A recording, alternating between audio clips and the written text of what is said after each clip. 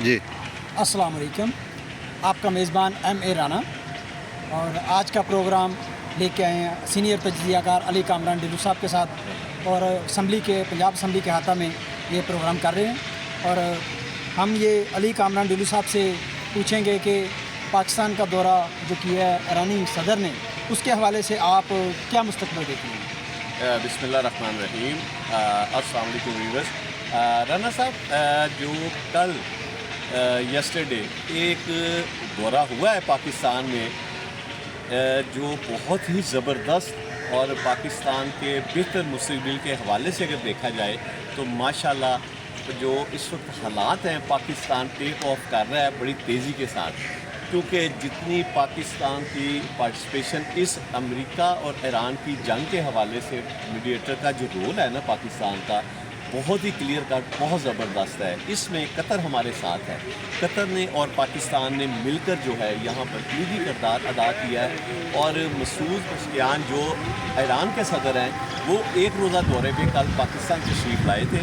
उन्होंने पाकिस्तान के अंदर जो विज़िट किया, हमारी क़यादत ने उनको बड़ा गर्मजोशी के साथ वेलकम किया। आपने वो फुटेज तमाम देखी होंगी, तमाम मीडिया चैनल्स पे इंक्लूडिंग PTV, तमाम जगह पे दिखाया गया कि वो भी बहुत खिले खिलाए पाकिस्तान आए और उन्हें बड़ा अच्छा लगा। और जिस तरह का उनको प्रोटोकॉल दिया गया और जिस मिजाज के साथ वो आए हैं, यहाँ से पता चलता ये है कि अब पाकिस्तान का भी मुस्तक़बिल बहुत रोशन है और पाकिस्तान ने टेक ऑफ किया है। और ये जो आपकी सबसे पहली जो चीज़ है पाइपलाइन, अब इसके भी हालात बदलने वाले हैं। इससे पाकिस्तान के हालात बदलेंगे। आपको पेट्रोल में रिलीफ मिलेगा, गैस भी मिलेगा, दीगर चीज़ों में मिलेगा, तिजारत में मिलेगा। और सबसे अहम चीज़ ये है कि आपके ईरान के साथ जो रिलेशन है, ईरान वो मुल्क है, आपके इल्म में है कि पाकिस्तान को सबसे पहले एक्सेप्ट जो है ईरान ने किया था। तो ईरान हमारा दरीना दोस्त है। जैसे हम चाइना को अपना जो सबसे अच्छा दोस्त कहते हैं, तो उससे कम ईरान भी नहीं है। तो आने वाले मुस्तक़बिल के अंदर हमारी जो ट्रेड पार्टनरशिप होगी, ईरान के साथ भी होगी, चाइना बैक भी होगा। और ये खित्ते के अंदर जैसे कि टर्की, पाकिस्तान और दीगर ममालिक, सऊदी अरेबिया ख़ास तौर पे, इन तीनों में जो एक जॉइंटली काम करने जा रहे हैं, वो भी एक ब्लॉक बंद है। और इसमें जो साम्राज्य मिलेंगे आपको पाकिस्तान के हवाले से, पाकिस्तान में बहुत बड़ी इन्वेस्टमेंट आने वाली है। और दुनिया का पैसा इस वक्त जो आने वाले वक्तों में आप देखेंगे, इंशाल्लाह एशिया के अंदर सब लोग इन्वेस्ट करते हुए आपको दिखाई देंगे। और दूसरा ये बताइएगा आप कि इस जी। वक्त पाकिस्तान ने टेक ऑफ किया हुआ है जी अल्हम्दुलिल्लाह। और भारत में इस वक्त सफ़े मातम बिछा हुआ है, तो इस हवाले से आप क्या कहेंगे? भारत के अंदर सफ़े मातम तो बिछ गया। उसकी वजह यह है कि पाकिस्तान ने जो काम किया है बड़ी खामोशी के साथ किया है। पाकिस्तान के बड़ों ने जो प्लान करके खेल खेला है, इंडिया के भारत के वहमो गुमान में भी ये बातें नहीं थी। तो वो अपने जो दावे करता था कि पाकिस्तान आइसोलेट हो गया है, तन्हा रह गया है, तो वो उसका एक ख्वाब था, दीवाने का ख्वाब था। पाकिस्तान अल्हम्दुलिल्लाह बहुत तेज़ी से आगे बढ़ रहा है। पाकिस्तान ने खामोशी के साथ जिस तरह मीडिएटर का किरदार अदा किया है, और मैं कहता हूँ एज ए एंकर पाकिस्तान काम कर रहा था। जो अगर लफ्ज़ यहाँ पर एंकर का इस्तेमाल करें तो बिलीव कीजिए, इन दोनों मुल्कों के अंदर एज ए एंकर पाकिस्तान का जो खामोशी के साथ किरदार था वो सबसे बेहतरीन था। और इनको 47 साल के बाद एक प्लेटफार्म पर ला के इकट्ठा करके इनकी सुलह भी करवाई, इनके मामला भी सेटल किए। और इसमें आर्मी चीफ आसिम मुनीर साहब का सबसे बड़ा किरदार उनका है, प्राइम मिनिस्टर पाकिस्तान का है, वज़ीर ख़ारजा का है, और हमारे जो है इंटीरियर मिनिस्टर है उनका किरदार है। इन सब ने मिल के बहुत ही अच्छे ऐसे तरीके से ये अपना काम किया। तो बाकी बात आप करते हैं भारत की, भारत के अंदर सफ़े मातम बिछा हुआ है।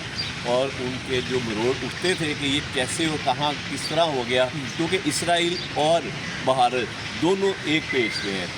और इनके माई बाप जो है अमेरिका, वो इनसे काफ़ी दूर चला गया अपने मफादात की वजह से, क्योंकि उसके मिड टर्म इलेक्शन नवंबर में आने वाले हैं। तो इस वजह से वो इनसे फासला इख्तियार कर गया।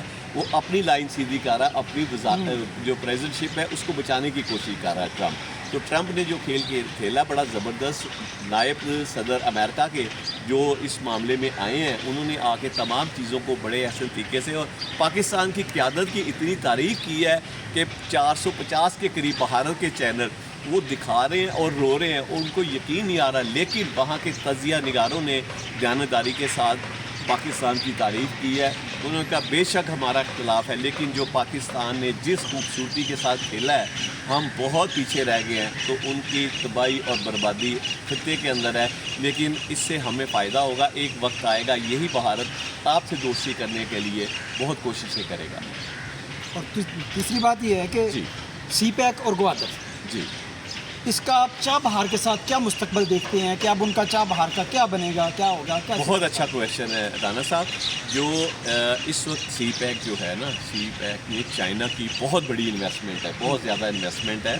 اس نے جو اس پہ سب سے بڑی انویسٹمنٹ جو کی ہے سی پیک کے اندر، پاکستان کے اندر کی، اس نے افغانستان میں بھی اسی طرح کی ایک انویسٹمنٹ کی تھی، ایران کے اندر بھی کی تھی۔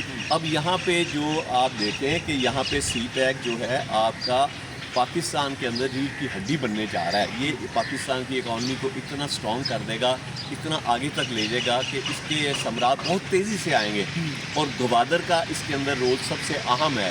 گوادر جو ہے اس وقت اس خطے کے اندر اپنی اہمیت جو ہے بڑھا چکا ہے۔ آپ جیسے دبئی کے اندر ایک مقام مڈل ایسٹ کے اندر پایا تھا یو اے ای نے، تو وہ اب آپ کے پاس یہاں شفٹ ہو رہا ہے۔ پاکستان ترقی کے جو پلیٹ فارم پہ جا پہنچا ہے، جس طرح یہ اس ٹریک پہ آ گیا ہے، اس ٹریک کے اوپر چلتا جا رہا ہے، اور یہ آنے والے وقتوں میں چاہ بہار اور گوادر ایک ہو جائیں گے۔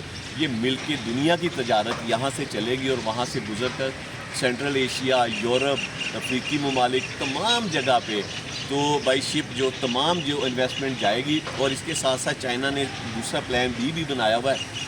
ٹرینوں کے جو لائنیں ہیں وہ دھڑا دھڑ بچھ رہی ہیں، اور ہمارے سیٹ اپ آلریڈی پاکستان میں ہے۔ پھر رشیا، یورپ، مڈل ایسٹ، اور جو آپ کہہ لیں افریقی کنٹری ہے، یہاں تک سب ٹرین کے ساتھ جو ہے نا سپلائی ہوگی۔ جتنی انویسٹمنٹ یہاں آئے گی، انڈسٹری زون بنیں گے، فیکٹریاں یہاں بنیں گی، جتنی جو آئے گے آرڈرز پاکستان سے چیزیں بن کے دنیا میں جائیں گی، تو انشاءاللہ ہوپفلی اس کا نتائج بہت ہی اچھے آنے والے ہیں۔ پاکستان انشاءاللہ آپ کو بہت تیزی سے 2030 سے پہلے ایک مضبوط ترین ملک آپ کو دکھائی دے گا انشاءاللہ۔ یہ اب ایشین ٹائیگر نہیں، یہ دنیا کا ایک ٹائیگر بننے جا رہا ہے، اور اس کا مقام اور اس کے اندر ترقی اور خوشحالی انشاءاللہ آپ کو دکھائی دے گی۔ تو جی ناظرین، ابھی آپ نے دیکھا سینئر تجزیہ کار علی کامران ڈیلو صاحب پنجاب اسمبلی کے احاطہ سے ہمیں کچھ گائیڈ لائن دے رہے تھے۔ اب ایسا ہے کہ اپنے اس میزبان کو ایم اے رانا کو نیکسٹ پروگرام کے لیے اجازت دیجیے، تب تک کے لیے اللہ حافظ۔ تھینک یو، بہت شکریہ رانا صاحب۔